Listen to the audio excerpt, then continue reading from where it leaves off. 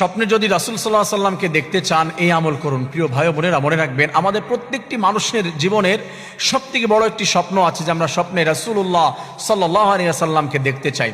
আর মনে রাখবেন রাসূলকে যদি কেউ স্বপ্নে দেখে এটা কখনো মিস হয় না, এটা কখনো মিথ্যা হতে পারে না। কারণ রাসূলুল্লাহ সাল্লাল্লাহু আলাইহি সাল্লাম জানিয়ে দিয়েছে, মান রাআনি ফিল মানামি ফাকাদ রাআনি। কেউ যদি স্বপ্নে আমাকে দেখে সে আমাকেই দেখেছে।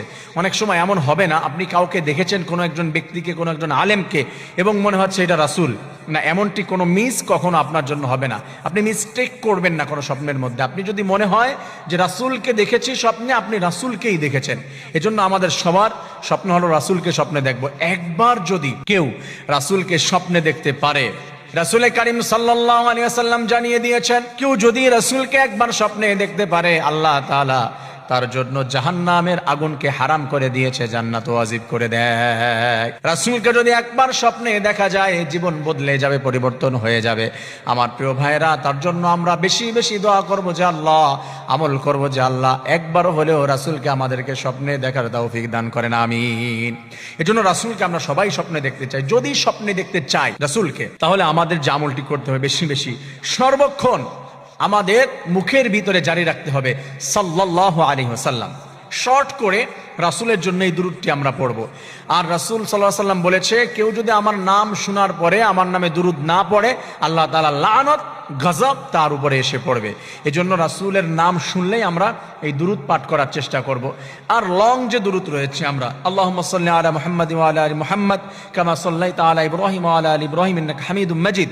আল্লাহুম্মা বারিক আলা মুহাম্মাদ ওয়া আলা আলি মুহাম্মাদ কামা বারাকতা আলা ইব্রাহিম ওয়া আলা আলি ইব্রাহিম ইন্নাকা হামিদুম মাজিদ।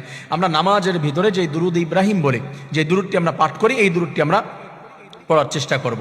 আমাদের সব থেকে মৌলিকভাবে এই আমলটি যখন করতে হবে আমরা অলওয়েজ এটা পড়তে পারি, কিন্তু আমাদের সব থেকে গুরুত্বপূর্ণ ইম্পর্ট্যান্ট যে মুহূর্ত রাসূলকে স্বপ্নে দেখার জন্য আমলটি করার জন্য, সেটি হলো আমরা যখন রাতের বেলা রাসূলের সুন্নাহ তরিকায় ঘুমানোর জন্য প্রস্তুতি নেব। আমরা বিছানায় শুয়ে শুয়ে অনেক সময় আমরা খারাপ স্বপ্ন দেখি, অনেক সময় ঘুমের ভিতরে ভয় পাই, অনেক ধরনের প্রবলেম ক্রিয়েট হয়।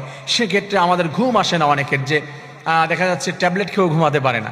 সে মানুষগুলাকে বলছি, আপনি রাসূলের জন্য, তাকে খুশি করার জন্য, তাকে স্বপ্নে দেখার জন্য আপনি যেটা করবেন, আপনি শুয়ে শুয়ে রাসূলের জন্য যদি দুরূদ পড়তে পারেন, এভাবে দুরূদ পড়তে পড়তে আপনি ঘুমিয়ে যাবেন।